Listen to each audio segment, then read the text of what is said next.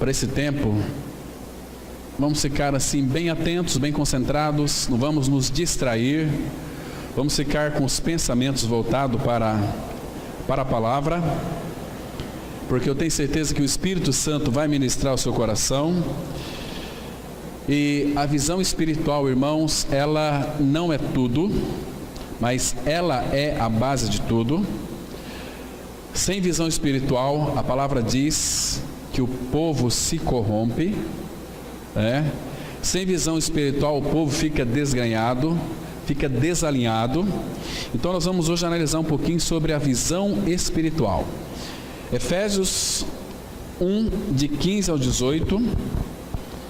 Por isso também eu, tendo ouvido a fé que há entre vós no Senhor Jesus, e o amor para com todos os santos, não cesso de dar graças por vós, fazendo menção de vós nas minhas orações, para que o Deus de nosso Senhor Jesus Cristo, o Pai da glória, vos conceda espírito de sabedoria e de revelação no pleno conhecimento dele, iluminados os olhos do vosso coração, para saberdes qual é a esperança do seu chamamento, qual a riqueza da glória da sua herança nos santos. Até aqui.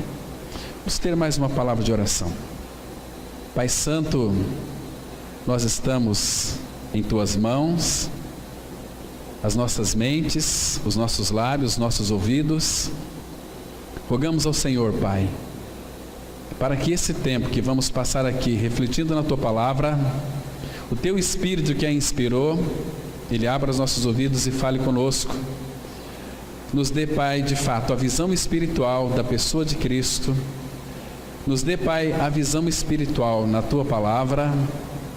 Conquista cada dia mais as nossas vidas para ti mesmo e continue, pelo teu Espírito, usando a cruz, para formar então a pessoa de teu Filho em nós. Convém que ele cresça, que nós diminuamos, ó Pai. Faça isso em cada um de nós. Pai, limpa as nossas mentes de todo e qualquer tipo de intoxicação psicológica. Pai, traz para as nossas mentes um equilíbrio emocional, para que a gente então possa estar adequadamente alinhados à voz do teu Espírito, falando aos nossos corações, curando-nos, restaurando-nos, avivando-nos, vivificando-nos. Se houver alguém que ainda não foi alcançado pelo Senhor, se revela nessa noite, em nome de teu Filho Jesus que nós oramos. Amém. Irmãos, a visão espiritual, como eu já disse aqui na introdução, ela não é tudo, mas ela é a base de tudo. A visão espiritual, claro que todos os filhos de Deus devem orar por ela, visão espiritual.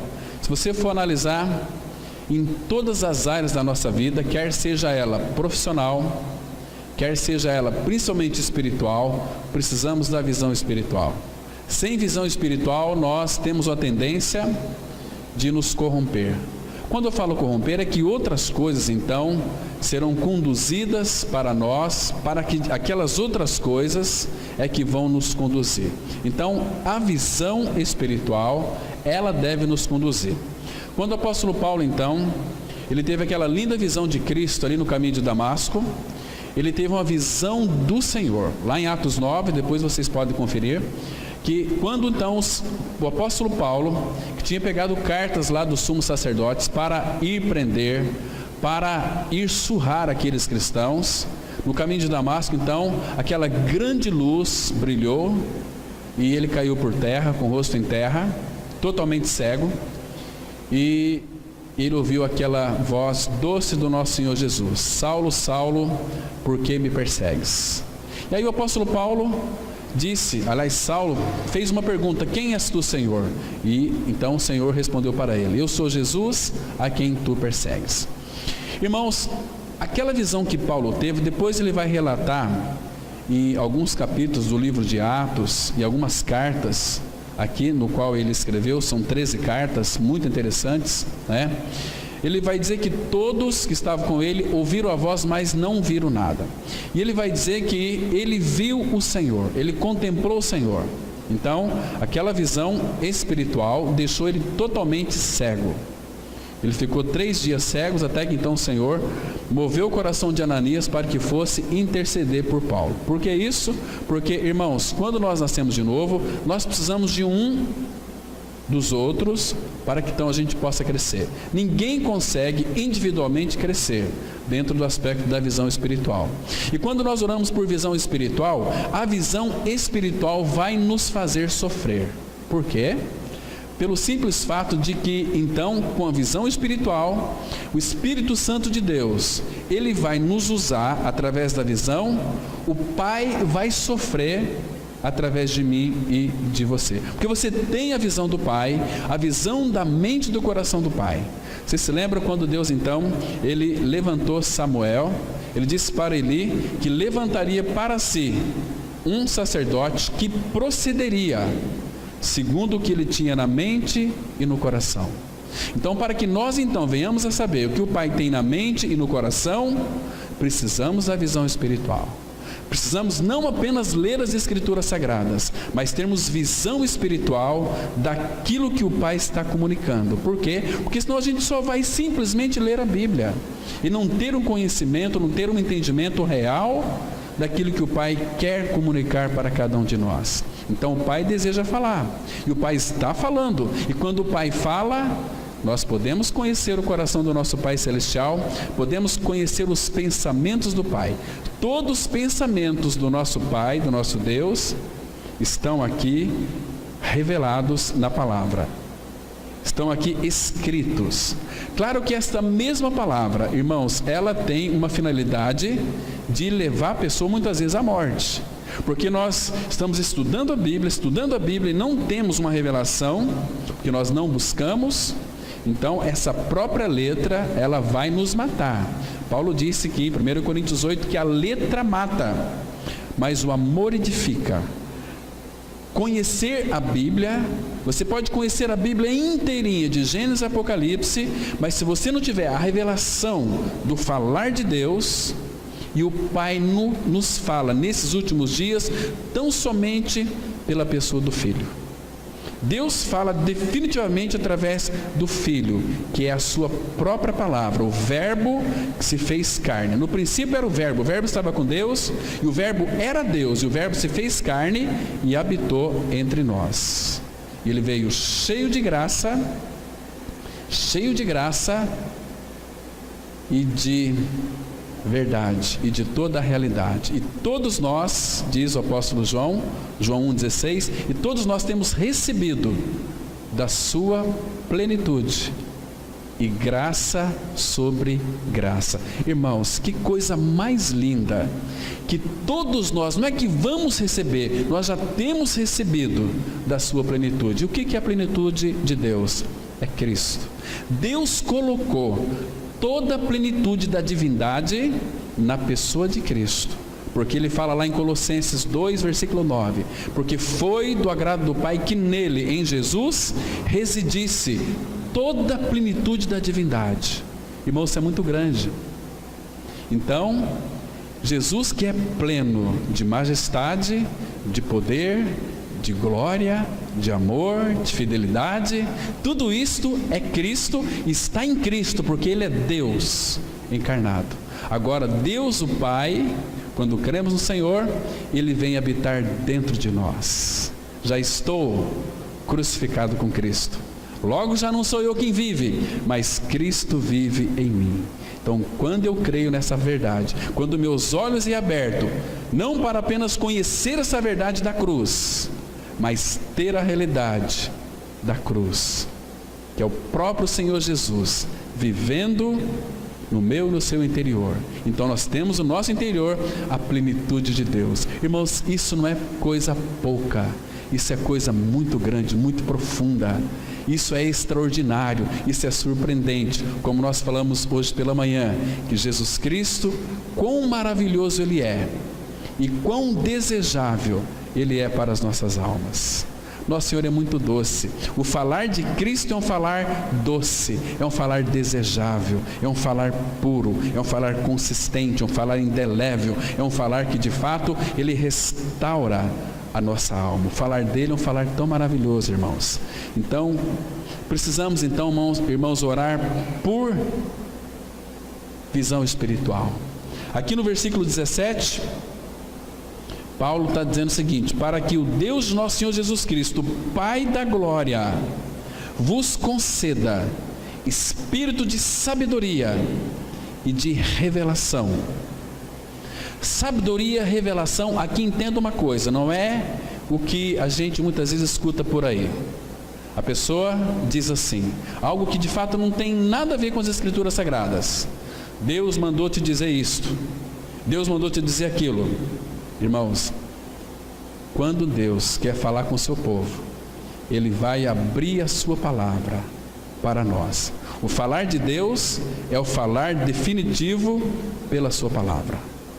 Olha, Deus mandou te dizer algo, muito bem, então abra as Escrituras que eu quero ver, né? Então muitas pessoas, irmãos, por falta de visão espiritual, são conduzidas por mentalidades totalmente humanas.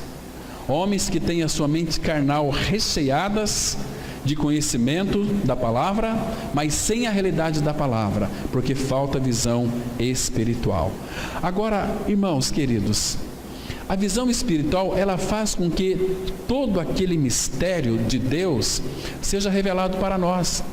Quando o apóstolo Paulo, então, teve aquela linda visão, lá em Atos 9, o apóstolo Paulo, ele compreendeu todo o mistério de Deus naquela visão.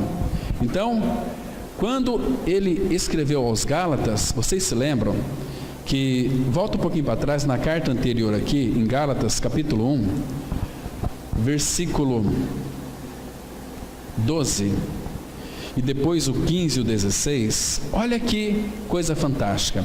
Ele está dizendo assim, olha, primeiro o versículo 11 é o contexto para a gente pegar aqui. Ele diz assim: faço-vos, porém, saber, irmãos. Irmãos, ele está escrevendo para irmãos aqui, para a igreja. Então, o Evangelho da Graça não tem nenhuma novidade.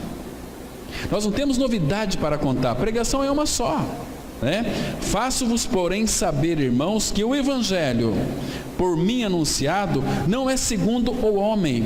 Sabe o que significa? Que existe um Evangelho que é segundo o homem, é segundo a mentalidade humana. Vocês entendem porque existem muitas hoje denominações evangélicas? Porque cada um pensa de uma maneira. Não, eu não concordo com você, eu penso dessa forma, então eu vou abrir uma denominação para mim. Aí tem um monte de denominações, cada uma delas com as suas doutrinas. Irmãos, mas só tem um Evangelho. Se Cristo humanamente viesse aqui para a cidade de Sidrolândia, vocês acham que qual denominação ele iria? Aqui tem mais de 100 comunidades evangélicas em Sidrolândia. Qual dessas comunidades que o Senhor iria fazer uma visita e dizer o seguinte: não, aqui é meu lugar de repouso? Qual que ele iria visitar? Eu acho que nenhuma delas, irmãos. Porque o compromisso dele nunca foi e nunca será com denominação evangélica. O compromisso do Senhor Jesus é com vidas. Eu vim para que tenham vidas e a tenham em abundância. Agora, um detalhe que é importante: a visão espiritual, você nunca vai ter uma visão adequada do Senhor Jesus sem o novo nascimento. O novo nascimento, ele é a chave que vai abrir todas as portas para a visão espiritual. Lembra que ele disse para aquele mestre em Israel, Nicodemos, capítulo 3 de João, versículo 3, ele disse assim para Nicodemos, porque Nicodemos sabia muitas coisas a respeito de Jesus. O que é que Nicodemos sabia a respeito de Jesus?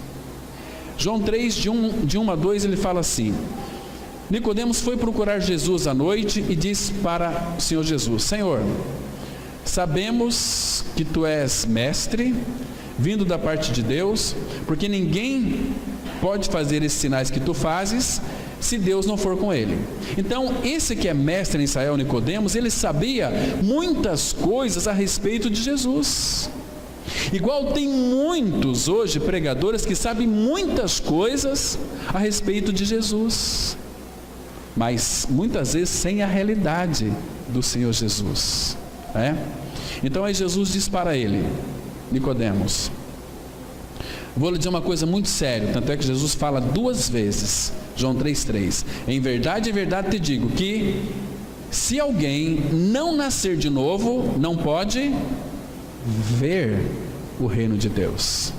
Então, a visão espiritual, quando nós de fato podemos orar por ela, em primeiro lugar você tem que ter uma convicção do seu novo nascimento em Cristo. Irmãos, novo nascimento tem sido uma doutrina muito confusa para muitas pessoas. É logicamente que a doutrina em si não vai salvar ninguém. É a pessoa de Cristo, Ele é a nossa doutrina, Ele é o nosso ensino. Nós não aprendemos de homens, nós aprendemos aos pés do Senhor.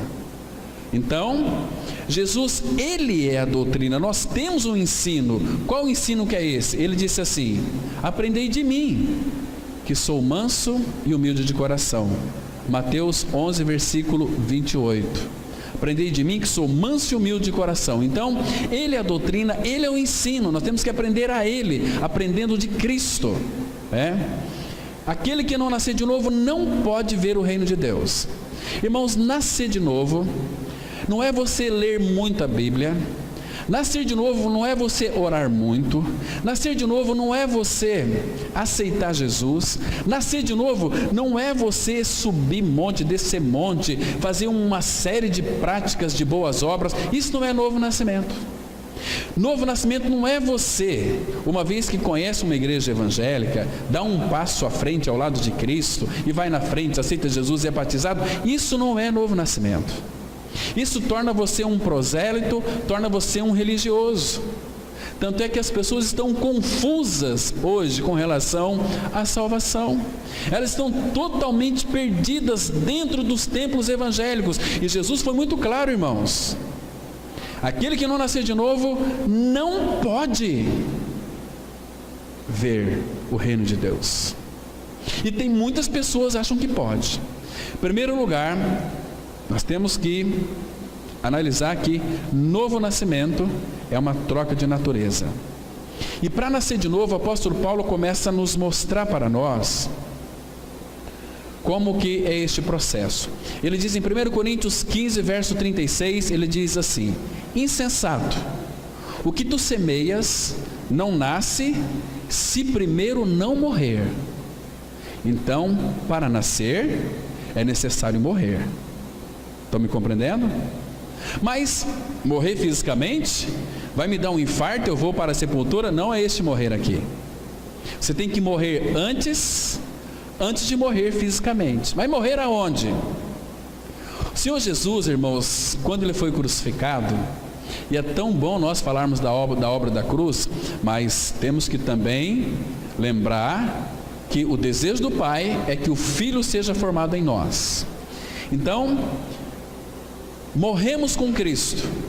A palavra fala naquele texto muito claro de 2 Timóteo 2, versículo 11, fiel é esta palavra, que se já morremos com Ele, também com Ele viveremos. Então, eu tenho que crer que naquela cruz, o Senhor Jesus, Ele não morreu sozinho. Eu estava com Ele crucificado. Então, Jesus foi sepultado. Nós fomos sepultados com Cristo. Jesus desceu ao Hades, nós estávamos em Cristo, nós fomos ao Hades. Mas o terceiro dia, a palavra vai dizer, Efésios 2,6, que juntamente com Ele nos ressuscitou e nos fez assentar nos lugares celestiais em Cristo Jesus. Então o que é o novo nascimento? Novo nascimento é eu crer que Cristo morreu naquela cruz e que eu morri com Ele, fui sepultado com Ele e ressuscitei com Ele. Isto é novo nascimento. Para nascer tem que morrer. Nós não podemos ser insensatos em crer em nosso novo nascimento de uma outra forma na qual a Bíblia não coloca. Porque Paulo fala em 1 Coríntios 15, 2, se nós crermos não segundo as Escrituras, a nossa crença é uma crença em vão. Você pode crer em toda a Bíblia, acreditar em toda a Bíblia, mas não crer, estar unido na morte e ressurreição com Cristo, a tua crença e a minha crença, a Bíblia diz que é em vão. Imagina só, você crê em vão. Você achou que cria, mas não cria. Como o apóstolo Paulo, ele vai dizer lá em Atos 26, para mim, aquilo que eu fazia, para mim era tudo certo, era tudo perfeito. Mas Paulo estava errado, Saulo. Então foi necessária aquela visão espiritual do Senhor. Quando o Senhor se apareceu para Paulo, então ele pôde ver muitas coisas. Olha aqui, Gálatas 1, versículo 11 e 12. Faço-vos, porém, saber, irmãos, que o evangelho por mim anunciado não é segundo o homem, porque eu não o recebi, nem o aprendi de homem algum, mas mediante revelação de Jesus Cristo. Versículo 15 e 16 diz assim: quando, porém, ao que me separou antes de eu nascer, e me chamou pela sua graça, aprouve revelar seu Filho em mim, para que eu o pregasse entre os gentios, sem detença não consultei carne e sangue. Está vendo aqui, irmãos? Jesus foi revelado para ele, mas Paulo teve esta visão da revelação de Cristo a partir daquele encontro com o Senhor Jesus lá no caminho de Damasco. Entende? Agora, irmãos, Jesus Cristo, ele é todo o nosso mistério. O Pai, desde os tempos eternos, ele tinha um segredo no seu coração. Era um segredo tão precioso que ele começou a anunciar para os profetas. Os profetas começaram a profetizar a respeito de Cristo, mas estava ainda oculto no coração dos profetas, porque o Pai ainda não havia revelado esse mistério, que era necessária a visão espiritual. Mas houve um dia então que esse mistério foi revelado para todos os filhos de Deus. Então nós podemos crer porque foi revelado. Volta aqui, irmãos, em Efésios, capítulo 1, versículo 9. Aqui nós vamos entender algumas coisas, irmãos, dessa visão espiritual. Ele diz assim, Efésios 1, verso 9: desvendando-nos o mistério. Presta atenção que não é mistérios. Desvendando-nos o mistério da sua vontade, segundo o seu beneplácito que propusera em Cristo. Então aqui para nós o Pai está desvendando o mistério da sua vontade. Então ele quer que eu e você nós saibamos de uma coisa. Irmãos, ele já deu indícios do mistério da sua vontade através do rei Davi, que ele levantou Davi, separou Davi, o homem segundo o meu coração, que Davi realizaria toda a sua vontade. E nós sabemos que Davi não realizou toda a vontade do Pai, faltou muita coisa, porque ele é uma figura. Mas Cristo veio a este mundo, lembra? Eis aqui, ó Pai, estou, no rolo do livro está escrito a meu respeito, para fazer a tua vontade. Jesus, o Filho de Deus, ele é aquele que realizou toda a vontade do Pai, de Deus. Irmãos, eu quero que você entenda uma coisa aqui muito importante.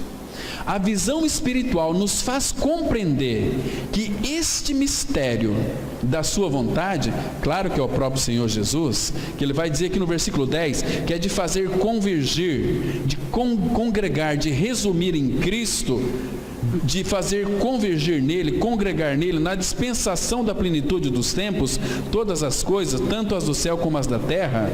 Então, o Filho de Deus, ele veio para cumprir toda a vontade do Pai. Estão me entendendo? Este é um mistério. Então, o mistério que Deus tinha no seu coração, o segredo do Pai que ele tinha no seu coração, ele revelou à sua igreja, a partir da obra da cruz. Então, o apóstolo Paulo pôde falar desse mistério que foi revelado. Abra em Efésios capítulo 3. Efésios 3 e 4, a palavra diz assim, presta atenção, olha: Pois, segundo uma revelação, porque, irmão, sem revelação, essa palavra revelação pode ser entendida como visão espiritual. Pois, segundo uma visão, uma revelação, o que é uma visão espiritual? É quando o Pai revela-nos para nós algo de Cristo.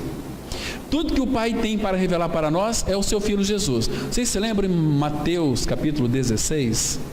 Então, quando o Senhor Jesus disse para aqueles seus discípulos: quem dizeis os homens que eu sou? João Batista, Jeremias, um dos profetas que ressuscitou. Muito bem. E vocês? Quem vocês dizem que eu sou? Então o Pai revelou para Pedro, e Pedro então pôde falar: tu és o Cristo, o Filho do Deus vivo. E aqui o Senhor Jesus respondeu para Pedro: Pedro, não foi carne e sangue quem tu fez saber quem eu sou, foi meu Pai quem tu revelou. Ou seja, Pedro, você de você mesmo, você jamais iria chegar a este conhecimento, a esta revelação, se o meu Pai não tivesse revelado isso para o teu coração. Estão me compreendendo? Então aqui Paulo está dizendo: pois segundo uma revelação me foi dado conhecer, olha aqui, um apontamento, é o mistério. A irmã, ela leu aqui, não é que nós temos um tesouro, temos o tesouro. Nós não temos um mistério, nós temos o mistério.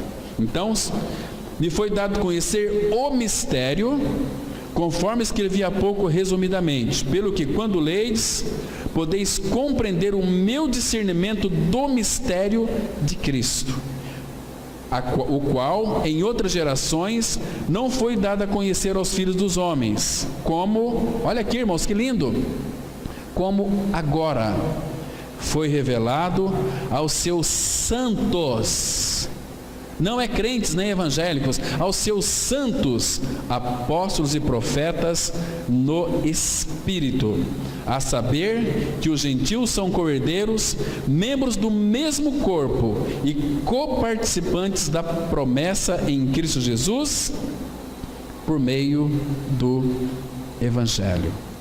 Amados, então o mistério de Deus é Cristo, e o Senhor Jesus, ele foi revelado porque o Pai quis que ele fosse revelado aos nossos corações. Isso é maravilhoso. Então, veja aqui mais um texto, um pouquinho para frente, aí em Colossenses, capítulo 1, versículo 26 e 27, muito conhecido esse texto nosso, mas é bom relê-los.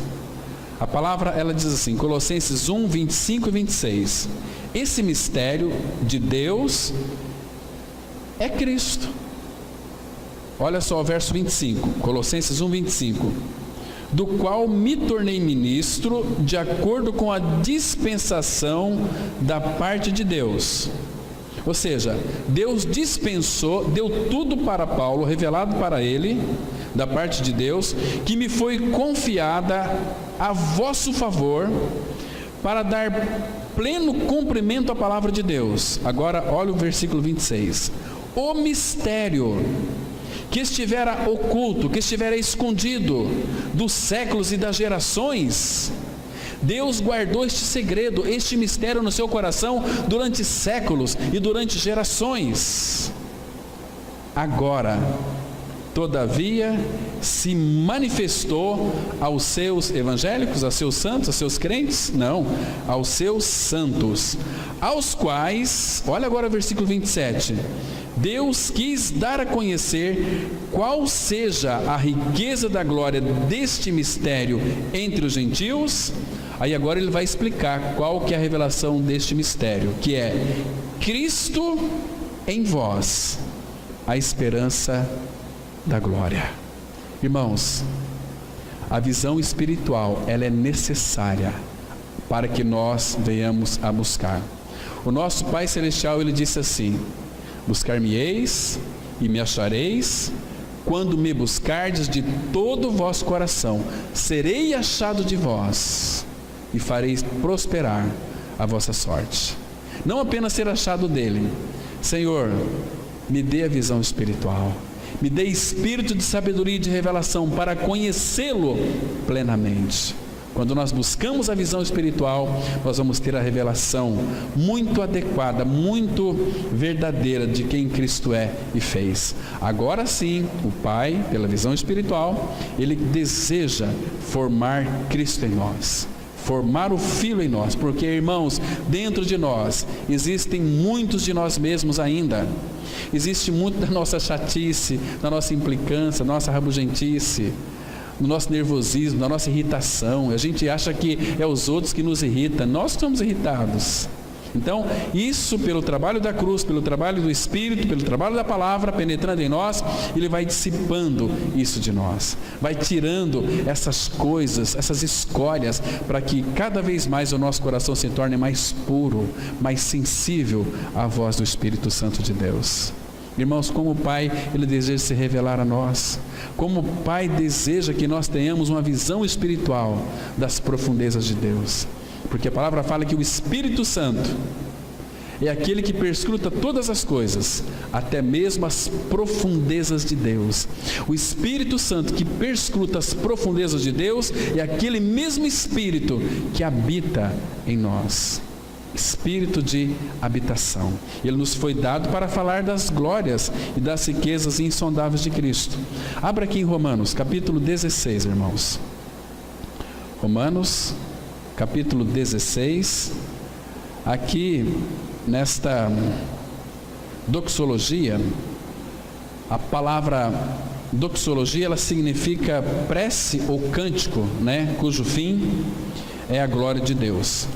Romanos capítulo 16, versículo 25, as Escrituras, elas dizem para nós assim, olha: ora, aquele que é poderoso para vos confirmar segundo o meu evangelho e a pregação de Jesus Cristo, conforme a revelação do mistério, guardado em silêncio dos tempos eternos, e que agora se tornou manifesto e foi dado a conhecer por meio das escrituras proféticas, segundo o mandamento do Deus eterno, para obediência por fé entre todas as nações. Está vendo aqui?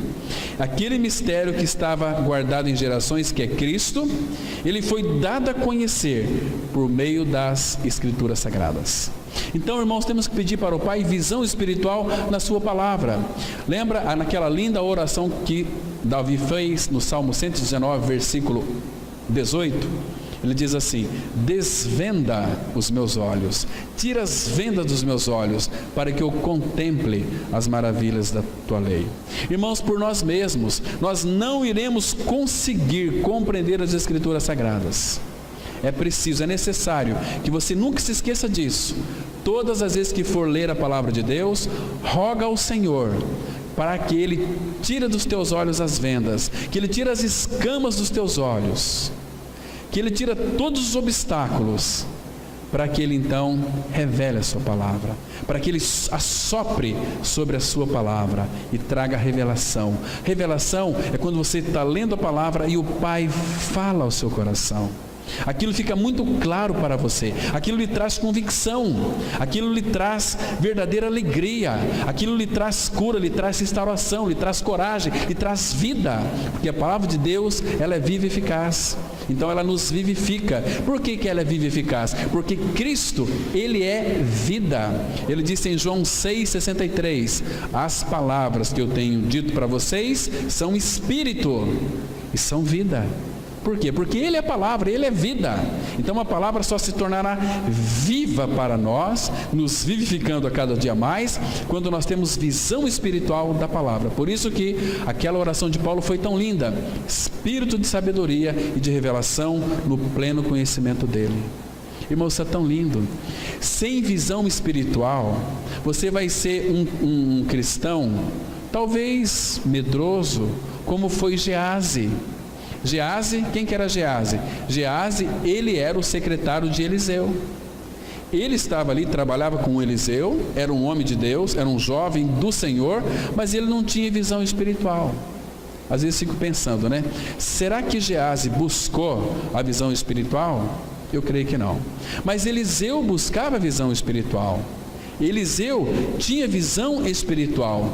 Tanto é que antes de Elias ser arrebatado para o céu, Eliseu agarrou-se em Elias, disse o seguinte: eu não vou te deixar se você não me der porção dobrada do teu espírito. Então Elias disse para Eliseu: se você me ver eu subir, você vai receber porção dobrada do meu espírito. Então Eliseu, ele ansiava, ele desejava ter visão espiritual, e sem visão espiritual é fracasso total na nossa vida espiritual, irmãos. Vou citar um exemplo para vocês de Eliseu. Que coisa maravilhosa nós temos aqui, irmãos. Vamos ler alguns versículos aqui para nós compreendermos então o que é a visão espiritual, quão importante é a visão espiritual para nós. Segundo Reis, capítulo 6, versículo 8. Aqui o versículo 8, eu não vou ler todos os versículos, para a gente ganhar um pouco de tempo. Mas segundo Reis, capítulo 6, versículo 8, o rei da Síria, ele estava fazendo guerra contra Israel. E em conselho com seus oficiais, disse: em tal lugar estará o meu acampamento. Mas o homem de Deus mandou dizer ao rei de Israel: guarda-te de passar por tal lugar, porque os sírios estão descendo para ali. O rei de Israel enviou tropas ao lugar de que o homem de Deus lhe falara e de que eu tinha avisado, e assim se salvou, não uma nem duas vezes. Então, tendo-se turbado com este incidente o coração do rei da Síria, chamou ele os seus servos e lhe disse: não me farei saber quem dos nossos é pelo rei de Israel. Então o rei da Síria, olhe bem para cá agora, o rei da Síria, ele tinha planejado guerra contra o povo do Senhor. Mas o profeta Eliseu tinha visão espiritual, então ele podia contemplar, olha só, tudo que Deus revelava para ele, do que o rei da Síria fazia. E o rei da Síria achou que no meio deles tinha alguém lá que estava traindo. Quem de nós aqui está traindo? Está dando recado para o rei lá de Israel, né? Então, irmãos, levantou uma pessoa, um dos seus servos, que disse o seguinte no versículo 12: respondeu um dos seus servos: ninguém, ó rei meu senhor, mas o profeta Eliseu, que está em Israel, faz saber ao rei de Israel as palavras que falas na tua câmara de dormir. Imagina, o rei da Síria, ele pensava nas suas estratégias de guerra, e Deus, ele conhece os pensamentos, e pegava os pensamentos do rei da Síria e revelava tudo para Eliseu. Então Eliseu avisava o rei de Israel: olha, não desce por lá, lá está o povo do rei da Síria, vai por aqui. Então o rei ficou muito indignado. Tem alguém aqui no nosso meio, uma linguagem bem popular, né? Tem alguém nos dedurando, caguetando aqui. Quem que está nos traindo? Quem que está levando o recado para o rei? Não, ninguém. É o profeta Eliseu. Ele tem visões do Senhor, ele tem revelação do Senhor, né? E aí, queridos, veja o que foi que aconteceu no versículo 13. Ele disse: ide ver de onde ele está, para que eu mande prendê-lo. Foi-lhe dito: eis que está em Dotã. Então enviou para lá cavalos, carros e fortes tropas. Chegaram de noite e cercaram a cidade onde Eliseu estava. Então o rei, ele pensou assim: o nosso problema é Eliseu, então vamos prender esse tal de Eliseu, depois nós vamos arquitetar as guerras, vamos destruir Israel. Estão me entendendo? Então veja aqui agora o versículo 15. Aqui foi o Geazi, o secretário de Eliseu. Tendo se levantado muito cedo o moço do homem de Deus e saído, eis que tropas, cavalos e carros haviam cercado a cidade. Então o seu moço lhe disse: ai meu senhor, que faremos? Aí Eliseu responde para o seu secretário. O que Eliseu responde para ele aqui no versículo 16? Primeira palavrinha aqui: não temas. Por que não temas? Porque mais são os que estão conosco do que os que estão com eles. Imagina, Eliseu estava na casa deles, as tropas cercaram. Aquele secretário de Eliseu, Geazi, saiu, viu aquelas tropas. Ele viu do ponto de vista humano, viu os soldados cercaram ali onde Eliseu estava morando, e ele se assustou: Senhor, estamos perdidos, vamos morrer, e agora, o que nós fazemos? não temas, porque mais, olha a convicção, irmãos, mais são os que estão conosco do que os que estão com eles. Aí veja que a oração de Eliseu no versículo 17. Orou Eliseu e disse: Senhor, peço-te que lhe abras os olhos. Sabe o que significa? Eliseu orou para o Senhor assim: Senhor, traz a ele, dai a ele visão espiritual, para que ele enxergue. Abra os olhos para que veja. Mas Geazi só estava vendo as tropas. Tinha algo mais para ele ver, porque seus olhos estavam vendados. Por isso que é necessário: desvenda os meus olhos, para que eu contemple as maravilhas da tua lei. Então o Senhor abriu os olhos do moço, e ele viu que o monte estava cheio de cavalos e carros de fogo em redor de Eliseu. Que lindo aqui, irmãos. A palavra fala em 1 João 4,4, que maior é aquele que está em vós do que aquele que está no mundo. Essa é uma visão que nós temos que ter, muito adequada, muito clara, de que aconteça o que acontecer com este mundo, maior é aquele que habita em nós do que aquele que habita no mundo. E aí, olha o versículo 18. E como desceram contra ele, contra Eliseu, orou Eliseu ao Senhor e disse: fere, peço-te, esta gente de cegueira. Feriu-a de cegueira, conforme a palavra de Deus. Queridos, eles desceram contra Eliseu armados de espadas. Então Eliseu pediu para que eles ficassem cegos.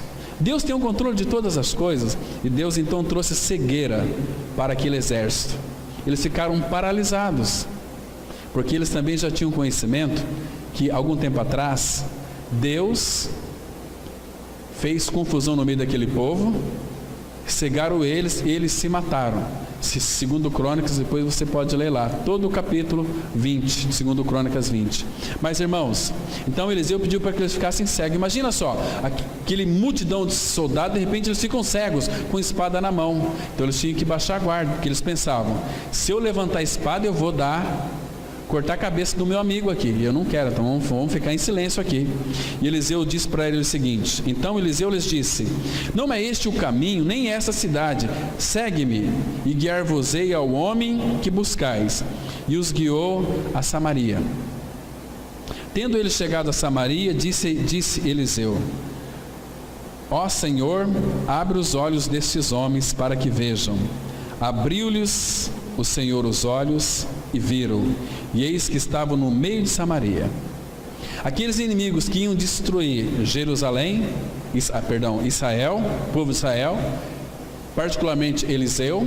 Eliseu desarmou todos eles e levou no meio de Samaria, e os soldados de Israel cercaram aquele exército, e eles desarmados. Então eles abriram os olhos, viram todos aqueles soldados armados. E agora vamos ser assassinados, vamos ser mortos, né? Mas olha o versículo 21. Quando o rei de Israel os viu, perguntou a Eliseu: feri-los-ei, meu pai? Ou seja, vamos matar eles, devo matar eles? Respondeu Eliseu, verso 22: não os ferirá. Fere aqueles que fizeres prisioneiros com a tua espada e o teu arco. Porém a estes manda pôr-lhes diante pão e água, para que comam e bebam e torne-se a seu senhor. Ofereceu-lhes o rei grande banquete. Presta atenção aqui, irmãos. Que coisa estranha. Aquele povo, os sírios, iam destruir Israel, mas de repente ficaram desarmados, totalmente desnudos ali, fragilizados. Bastava Eliseu falar: pode matar esse povo aí. Mas Eliseu falou: não, faça um banquete para eles, dá para eles comida.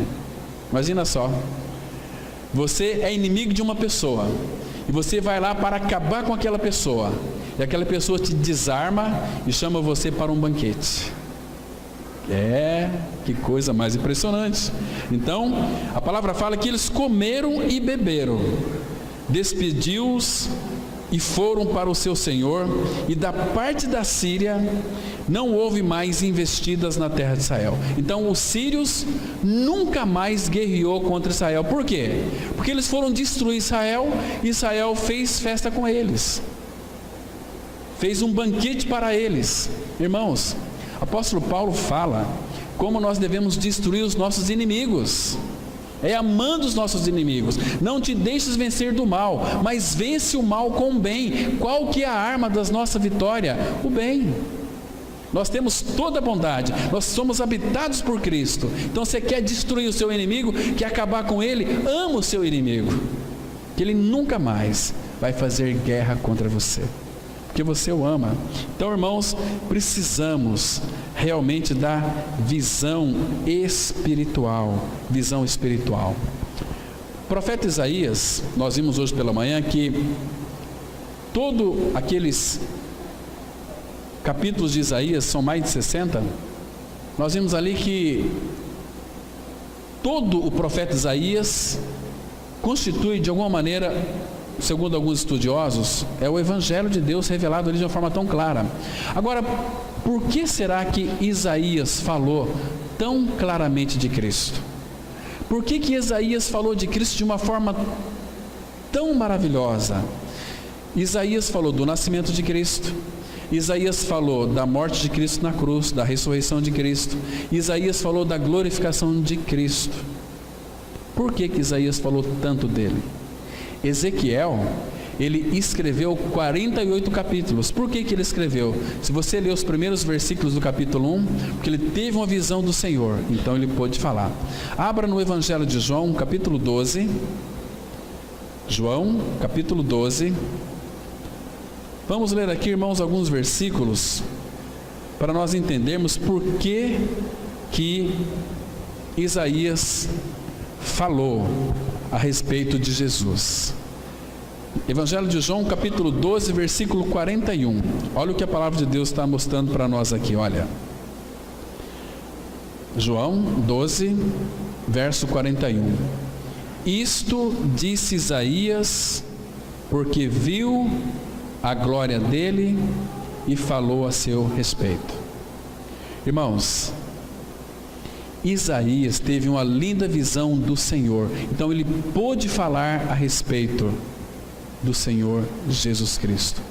Em Isaías capítulo 1, versículo 1, ali temos a visão do Senhor para o profeta Isaías a respeito de Judá e de Jerusalém. Então, quando Deus pegou o profeta Isaías, sem tratar com o profeta Isaías, porque ele foi um escolhido desde a fundação do mundo, então o Senhor se revelou a Isaías. O Senhor deu visão para Isaías, para que eles não pronunciassem alguns ais a respeito daquelas cidades, lembra? Então Isaías começou proferindo o seguinte, porque ele tinha visão, a visão das cidades. Isaías começou a dizer: ai da cidade tal, ai dos que bebem até altas horas da noite, ai daqueles. Começou a proferir uma série de ais. Mas no capítulo 6, e nós vamos dar uma olhada lá, Isaías capítulo 6, e aqui, irmãos, nós vamos ver que o Senhor vai tratar com Isaías de uma maneira tão rica, tão preciosa, tão linda. Isaías capítulo 6, a partir do verso 1,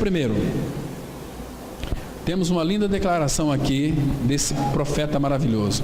Ele diz assim, olha, Isaías 6:1: no ano da morte do rei Uzias, eu vi o Senhor assentado sobre um alto e sublime trono, e as abas de suas vestes enchiam o templo. Presta atenção. Teve que passar por uma crise, a morte do rei Uzias, para que ele então pudesse ver o Senhor. Irmãos, quando ele teve essa visão do Senhor, o que é que aconteceu com o profeta Isaías? Porque ele viu o Senhor. Quando nós vemos o Senhor, nós podemos ver quem somos nós. Você nunca vai conhecer quem é você sem antes ver o Senhor. Ele disse assim no versículo 5: porque ele viu o Senhor, Então disse eu: agora o ai não é mais para as cidades, o ai aqui é para ele. Ai de mim, estou perdido, porque sou homem de lábios impuros, habito no meio de um povo de impuros lábios, e os meus olhos viram o Rei, o Senhor dos exércitos. Então um dos serafins voou para mim, trazendo na mão uma brasa viva que tirara do altar com uma tenaz. Com a brasa tocou a minha boca e disse: eis que ela tocou os teus lábios, a tua iniquidade foi tirada e perdoado o teu pecado. Vocês observam aqui que de onde que ele tirou esta brasa? Tiraram do altar. Altar é uma figura da cruz no Antigo Testamento. Então ela tocou os meus lábios e a minha iniquidade ela foi tirada. Visão espiritual, irmãos. Então quando Isaías contemplou o Senhor, ele pôde ver quem que era ele. Quem que era ele? Ai de mim, estou perdido. Sou homem de lábios impuros e habito no meio de um povo de impuros lábios, e meus olhos viram o Senhor. Estou perdido, e agora o que eu faço? Eu sou uma pessoa que os meus lábios são impuros. Aí o Senhor então tratou com ele, e a partir daqui, irmãos, ele vai ter uma linda visão de Cristo. Por isso que ele falou a seu respeito, porque ele viu o Senhor, né? Você se lembra naquele grande dia da ceia, lá em João capítulo 14, quando estavam os discípulos reunidos, quando Judas então saiu, porque o apóstolo Pedro estava conchegado ali a Cristo. Então quando Jesus disse que um deles iria traí-lo, mas ele não falou quem era que o havia de trair, então os discípulos ficaram todos preocupados, e Pedro falou para João dizendo o seguinte: olha, porque João estava reclinado ali no seio de Cristo, no peito de Cristo, de Jesus Cristo, aliás, Cristo é o Cristo glorificado. Então ele estava reclinado no peito de Cristo. Pergunta aí, João, para ele, quem é que é o traidor?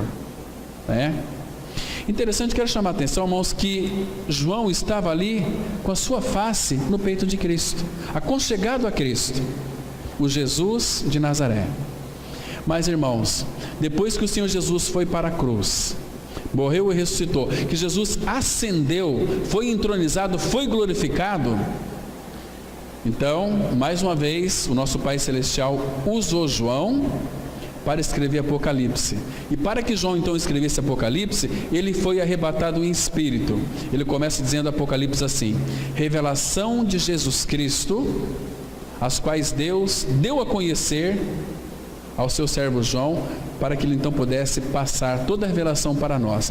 Mas você se lembra de João, que estava ali reclinado no seio de Cristo? Quando João teve uma visão do Cristo glorificado, qual foi a reação de João? Vamos abrir em Apocalipse capítulo 1, nós já estamos encerrando, irmãos. Apocalipse capítulo 1, olha aqui, vamos ler aqui o versículo de 11 em diante.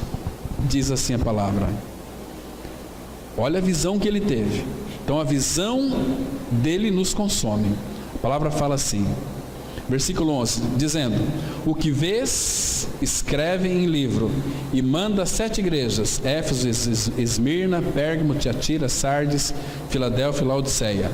Voltei-me para ver quem falava comigo, e voltando vi 7 candeeiros de ouro. Então João estava tendo que as visões do Senhor, e no meio dos candeeiros um semelhante a um filho do homem, e com vestes talares, cingido à altura do peito com uma cinta de couro. A sua cabeça e cabelos eram brancos como a alva lã, como neve, os olhos como chama de fogo. Essa aqui é a visão que João teve de Cristo. Os pés semelhante ao bronze polido, como que refinado numa fornalha. A voz como voz de muitas águas. Tinha na mão direita 7 estrelas, e da boca saía-lhe uma afiada espada de 2 gumes. O seu rosto brilhava como o sol na sua força. Agora, quando João viu o Senhor, aquele Jesus que ele estava ali deitado, reclinado no teu seio, quando João viu o Senhor glorificado, olha o versículo 17: quando o vi, caía a seus pés como morto. Está vendo? O que a visão espiritual faz conosco?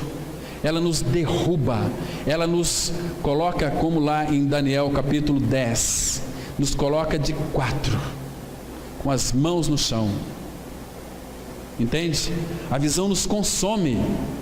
Quando vi, caí a seus pés como morto. Porém, ele pôs sobre mim a mão direita, dizendo: não temas, eu sou o primeiro e o último, e aquele que vive.